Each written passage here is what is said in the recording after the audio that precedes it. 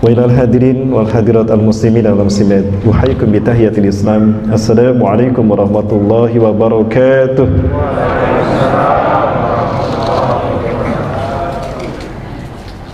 Tidak kata yang saya ucapkan pertama kali pada kesempatan kali ini yang pantas untuk terucap dari lisan ini melainkan syukur kita, puji kita pada Allah Subhanahu wa taala. Karena Allah Azza wa Jalla telah menetapkan kita hadir pada kesempatan malam hari ini. Saya tidak pernah menyangka kalau malam ini pun saya ada di sini. Ini merupakan sebuah karunia dari Allah, berupa takdir yang indah bagi kita.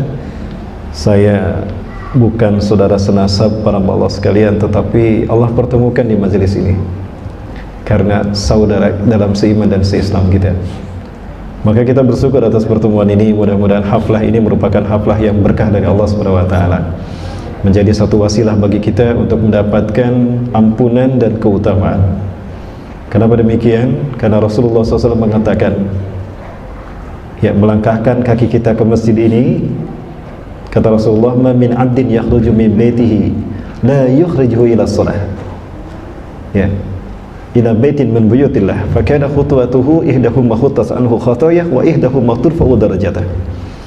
Tidaklah seorang hamba yang keluar dari rumahnya menuju satu rumah dari rumah Allah, maksudnya masjid, dan tidak ada yang menyebabkan dia keluar dari rumahnya melainkan salat, apalagi ditambah dengan majelis ilmu, dua pahala kita, melainkan langkah-langkahnya yang pertama menggugurkan dosa-dosanya, dan yang kedua meninggikan derajatnya di sisi Allah. Dosa adalah beban bagi jiwa kita. Makin banyak dosa kita lakukan, makin berat beban jiwa, maka makin sumpek hidup kita.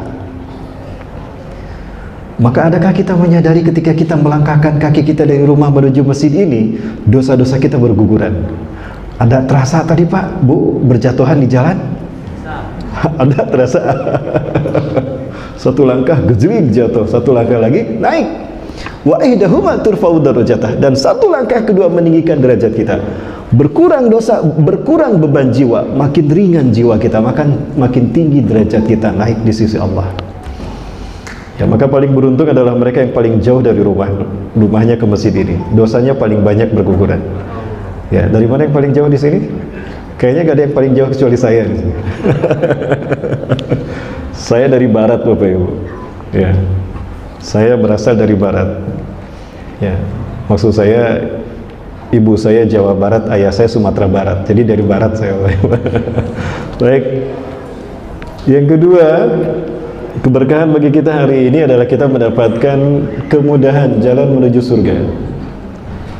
Ya, masih kata Rasulullah SAW di dalam hadis yang sahih tentang keutamaan menuntut ilmu bermajelis di sini, yang tidak ada jaminan kalau kita berkerumunan di mall ya, atau di tempat ketika datang pejabat. Aduh, keceletot saya. Ya, Rasulullah SAW mengatakan, "Man salaka tariqan yaltamisu fihi ilman, sahalallahu tariqan ilal jannah."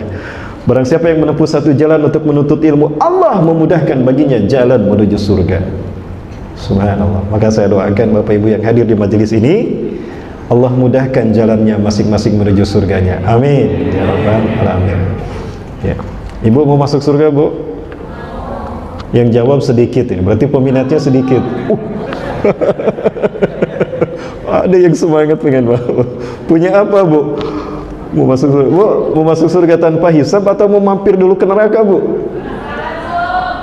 Langsung, Bu ya. VIP, Bu. Atau VVIP, Bu ya. Bu, mau saya kasih tahu nggak, Bu?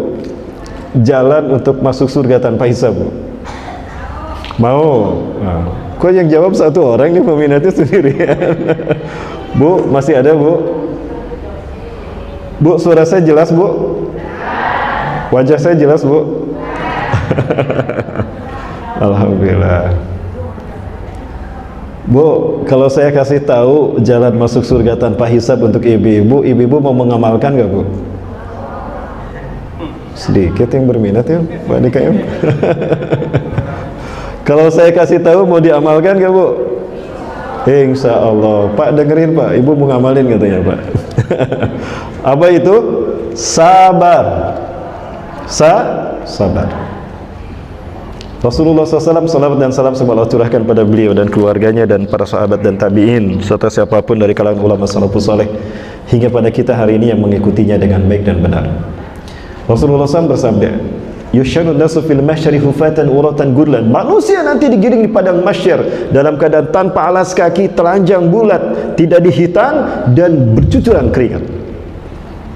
Wahum yusaruna fiha khamsina alfasanah, dan mereka digiring di padang mahsyar 50.000 tahun. Wa kana miqdaru yaumi ka alfasanatin mimma ta'udun. Satu hari di sana 1000 tahun yang kita hitung di dunia. Allahu Akbar. Dalam keadaan tanpa alas kaki. Biasanya ibu-ibu yang paling banyak alas kakinya. Ada Bata, ada Hurien, ada Edward Forer, apalagi Bu? Ya itulah. Ya kalau bapak-bapak ada Nickerman, Pak ya. Ada Weidenman, ya, Eiger, apalagi Pak, Edward Forer. Nanti cuma satu alas kaki tidak sama mereknya, Nyekerman, Nyekerman. Itu alas kaki kita, uratan telanjang bulat. Siti Aisyah bertanya, ya Rasulullah, hakan biduni libas? Betul ya Rasulullah, kami telanjang nanti. Betul Aisyah, semua yang Allah kumpulkan di padang mahsyar telanjang bulat. Ya Rasulullah, idzan ar-rijalu wan nisa'u yanzuru ba'dhum ba'dan. Ya Rasulullah, nanti laki-laki dan perempuan saling melihat kepunyaan mereka. Besar punya kamu. Apa kata Rasulullah? Ya Aisyah, al-amru yawma idzin ashaddu min ayyahum dzalik. Wahai Aisyah, perkara pada saat itu dahsyat luar biasa. Manusia tidak akan sempat lirik kiri dan kanan. Rasulullah SAW membacakan suatu ayat surat Al-Qiyamah. Wujuhun yawmaidin nadirah ila rabbiha nazirah. Pada saat itu wajah manusia mengadah ke depan kepada Tuhannya, mereka memandang. Lalu beliau menjelaskan, la tuzkuru nafsun siwa illa nafsah. Setiap orang tidak akan pernah memikirkan siapapun. Dia lupa pada anak dan istrinya, dia lupa pada keindahan hidup di dunia. Seenak apapun dia di dunia, dia tidak akan pernah mengingatnya. Yang teringat cuma satu, yang ada dalam pikirannya cuma satu. Aina makani fil akhirah, di mana tempatku di depan sana, di ujung sana. Al jannatu amin nar, di surgakah atau di neraka. Itu Bapak Ibu. Jadi orang tidak akan sempat lirik kiri dan kanan. Apalagi pada saat itu matahari kita ada 7. Langit yang kita lihat pada saat itu adalah langit yang baru. Bumi yang kita pijak pun bumi yang baru. Yauma tubadalul ardu ghairul ardi was samawat, pada hari di mana Allah ganti bumi kita dengan bumi yang baru dan langit kita pun dengan langit yang baru. Wa kana bainahum wa baina syamsi qadru milan, dan jarak antara manusia dengan matahari hanya 1 mil saja. Berbeda pendapat para ulama ahli hadis terkait dengan 1 mil. Kebayang kalau cuma 1 mil jarak kita, Masya Allah, berarti cuma 1,5 kilometer di atas kepala kita. Maka banyak kata Rasulullah, manusia bercucuran keringat. Ya, ini nanti kita bahas di hari yang ketiga, Yaumul Mahsyar, dari 7 hari perjalanan kita menuju alam akhirat. Hadirin kaum muslimin yang dirahmati Allah. Momentum kita memang adalah momentum Isra Mi'raj di bulan Rajab. Perjalanan Rasulullah SAW sebetulnya luar biasa. Dimulai dari Masjidil Haram ke Masjidil Aqsa, lalu naik ke langit ke Sidratul Muntaha. Sidrah artinya terminal, muntaha penghabisan. Jadi Sidratul Muntaha adalah terminal penghabisan. Ya, disebut terminal penghabisan berarti ada kemungkinan Sidratul Muntaha itu adalah ujung alam semesta. Rasulullah menegaskan bahwa alam semesta ini berbentuk trompet. Ya.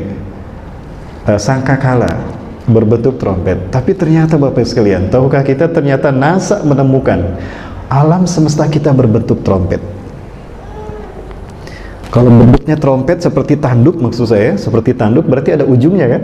Ujungnya itu bertumpu pada satu titik. Apakah itu Sidratul Muntaha sehingga dinamakan Sidratul Muntaha, terminal penghabisan? Jika benar, berarti Rasulullah Isra Mi'raj adalah perjalanan menuju ujung semesta alam. Ya, ujung semesta alam. Ya. Dan perjalanan yang luar biasa, Rasulullah melihat peradaban. Isra di malam hari itu diperlihatkan bagaimana peradaban manusia. Ya. Setelah itu naik ke langit, diperlihatkan kerajaan Allah di alam semesta yang begitu indah. Kecil kecil ternyata bumi dan alam semesta dan galaksi Bima Sakti dibandingkan dengan alam semesta. Tapi alam semesta tidak ada artinya dibandingkan dengan Allah Azza wa Jalla. Maka Rasulullah kembali semangat lagi setelah tadinya merasa berat ketika dakwah. Maka Isra Mi'raj ini memberikan tambahan semangat, stimulus bagi Rasulullah untuk makin meningkatkan semangat dakwahnya, menyeru manusia di jalan Allah. Baik Bapak Ibu rahmati Allah Subhanahu wa taala. Tema kita kali ini adalah tentang perjalanan menuju kampung akhirat.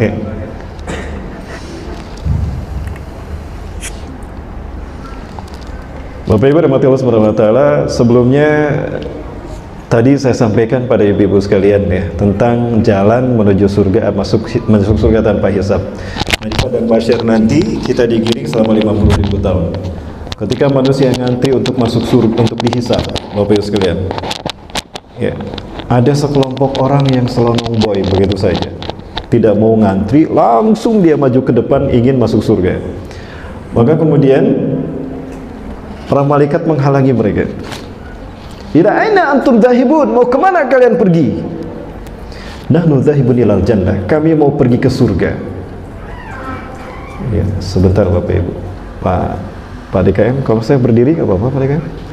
Bu, boleh saya berdiri ya Pak? Boleh berdiri Pak ya? Ini kasihan ibu-ibu ada yang kayak gini ini. Nanti lehernya sakit ya. Apa nih? Saya memang biasa berdiri kalau ceramah. Ya. Baik Bapak Ibu rahmati Allah. Baik, surah kita masih jelas ya, alhamdulillah. Ini mic-nya bagus ya, sound-nya luar biasa. Ya, dan katanya saya orang pertama yang memakai ini dalam kejadian. Alhamdulillah, mudah-mudahan berkah ya Pak DKM ya. Nah, giliran Pak DKM di belakang ini. Pak, nanti ada film Pak. Nggak kelihatan.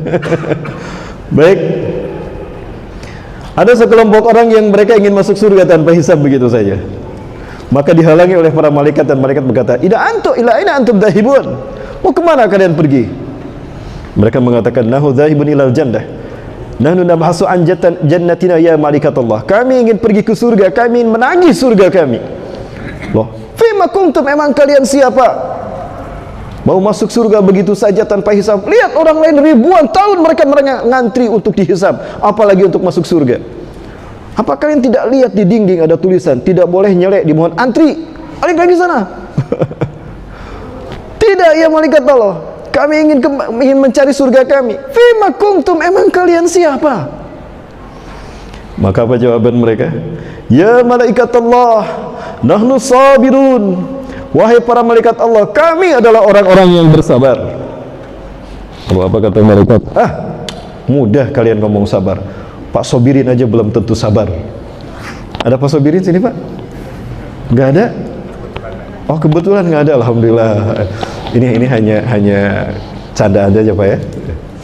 Fima sabrukum idan, emang sabar kalian seperti apa? Pede amat kalian bilang sabar.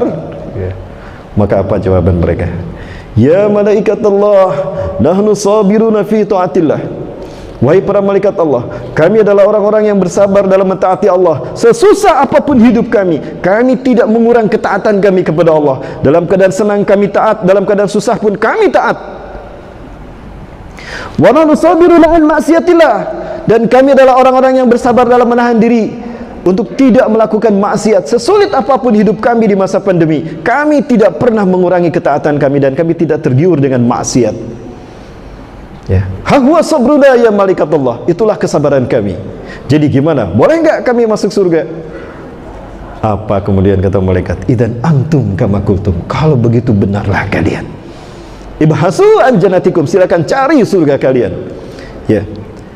Amhsihut tariq, bukakan bagi mereka jalan sehingga mereka pun masuk surga tanpa hisab. Itu Bu, jadi pahala sabar ya.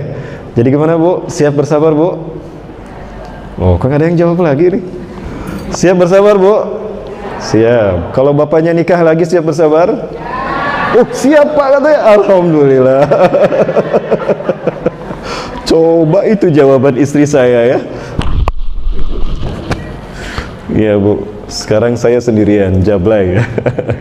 Ya, teman-teman bilang kalau baru sekali nikah bukan istri namanya, iswan. 2 kali nikah istu, 3 baru istri. Betul Bu? Oh iya katanya Ibu. Tuh alhamdulillah Pak, udah dikasih lampu-lampu tuh Pak. Baik Bapak Ibu rahmati Allah. Perjalanan menuju kampung akhirat tidak akan bisa dilalui seseorang, dimulai oleh seseorang, melainkan melalui pintu kematian. Kematian adalah satu dari 5 takdir Allah yang Allah tetapkan kepada kita secara musayyar. Di dalam sebuah hadis sahih, kalau tidak salah di dalam kitab Sahih Muslim, syarah Syekh An-Nawawi di dalam, saya lupa lagi, kitab Badaul Khalqi kalau tidak salah, di dalam kitab awal mula Allah menciptakan makhluk, ya, Rasulullah SAW bersabda, "Idza kana ibnu Adam fi batni ummih," ketika anak cucu Adam, manusia ada dalam rahim ibunya, 4 ashhur, 4 bulan, arsalallahu lahu malakan, Allah mengutus satu malaikat untuknya, ya, fakutiba lahu min maqadirih, maka dicatat takdir bagi orang itu. Maka malaikat datang kepada manusia ketika di alam rahim selama 4 bulan, maka dicatatkanlah catatan takdir untuknya, dibuka buku catatan takdirnya, di sampul itu tertulis namanya, misalnya Rahmat Baikuni RB, ya. Maka kemudian malaikat bertanya 5 hal kepada Allah Azza wa Jalla, "Ya Rabb, adzakarun au unsa?" Ya Allah, si fulan ini laki-laki apa perempuan? Berarti ya, diferensiasi jenis kelamin, gender itu terjadi ketika manusia 4 bulan di alam rahim sudah mengalami pembelahan melalui beberapa proses, mitosis dan meiosis, anafase, telofase, interfase dan sebagainya, pecah sel, sehingga setelah 4 bulan baru Allah tetapkan jenis kelaminnya. Maka Allah berkata, "Uktub hakada," tuliskan demikian. Kalau kata Allah laki-laki, pasti ditulis laki-laki. Jika Allah berkata perempuan, pasti ditulis perempuan. Tidak mungkin malaikat salah dengar. Ya, kita catat malaikat nggak salah dengar. Nggak mungkin gara-gara malaikat salah dengar kata Allah laki-laki, didengarnya perempuan, ditulis jadi perempuan, maka lahirlah dia menjadi bencong. Kenapa kamu bencong, Nak? Malaikat salah dengar, Bunda. Harusnya aku laki-laki, malaikat dengarnya perempuan, aku jadi bencong. Itu bukan salah Allah. Allah tidak pernah gagal menciptakan manusia. Lalu kenapa ada lesbi? Kenapa ada waria? Kenapa ada bencong? Itu salah orang tua. Salah orang tua. Bapak Ibu, makanan yang kita makan, yang namanya anak, segala-galanya dari orang tua. Betul? Anak itu segala-galanya dari orang tua, darah dagingnya semuanya dari orang tua. Dan yang baik tidak lahir dari yang buruk, yang baik lahir dari yang baik. Betul? Ketika orang tuanya perokok, ketika orang tuanya meminum minuman keras, ketika orang tuanya pengguna narkotika, itu berpengaruh kepada embrio, berpengaruh kepada janin. Kan ada tulisannya di rokok, kenapa tidak dibaca? Maaf nih pada yang ngerokok. Mentang-mentang tidak merokok Ustaz, enggak Bu, bukan maaf ya, maksud saya berpengaruh. Maka ketika seseorang berhenti dari rokok, ketika seseorang berhenti dari miras, tapi sekarang lagi diresmikan ya. Ketika seseorang meninggalkan narkotika, bukan hanya menyelamatkan dirinya, tapi menyelamatkan keturunannya. Karena rokok, miras, dan narkotika bisa berpengaruh kepada proses ini proses fertilisasi, proses pembuahan, proses genetika, ya, reproduksi. Ya, laki-laki itu XY, kromosom seksnya, perempuan XX. Ya, tadi saya belajar gini karena memang cita-cita saya jadi dokter Pak DKM. Saya daftar ke kedokteran di Bandung, Universitas Favorit, tapi tidak diterima. Ya, tidak ada universitas yang menerima saya menjadi dokter. Padahal kesukaan saya ketika sekolah biologi, Bapak Ibu. Pelajaran genetika, pelajaran yang paling saya sukai. Tapi saya diterima di jurusan kimia. Tapi karena himmah saya lebih pada agama, jadi saya murtad dari kimia dan mu'alaf di tafsir hadis, Bapak Ibu. Jadilah ustad. Padahal cita-cita ingin jadi dokter. Baik.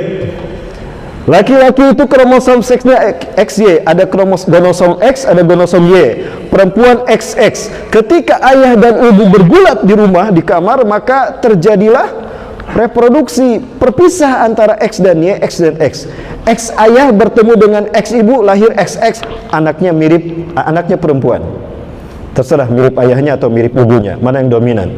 Tapi jangan sampai mirip tetangga. Bahaya kalau mirip tetangga. Y ayah bertemu dengan X ibu, maka menjadi XY, laki-laki dia lahir.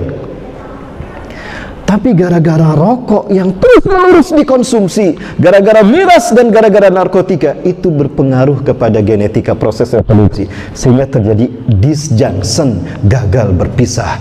X dan Y tidak mau berpisah, maka XY ini ketemu dengan X ibu, maka jadi XXY. Maka lahirlah dia laki-laki, tapi payudaranya membesar, tapi pinggulnya membesar, dan jalannya kayak gini Bapak Ibu. Itu salah siapa? Salah orang tua. Sehingga dia sukanya pada laki-laki, padahal dia laki-laki. Karena ada dua gonosom X pada dirinya. Yang satu lagi, dia tidak kebagian dari ayahnya, jadi cuma sendirian, X saja. Maka dia tetap lahir perempuan, cuma payudaranya tidak tumbuh, pinggulnya tidak membesar, jalannya gagah begini. Itu dia. Jadi salah siapa Bapak Ibu? Salah orang tua. Anak segala-galanya dari orang tua. Jadi membahas iklan Bapak Ibu ya. Sinetron aja ada iklan ya, boleh? Waktu kita panjang Pak, Bu? Panjang. Ada istilah kalau malam minggu itu malam yang panjang, betul? Jadi sampai jam berapa?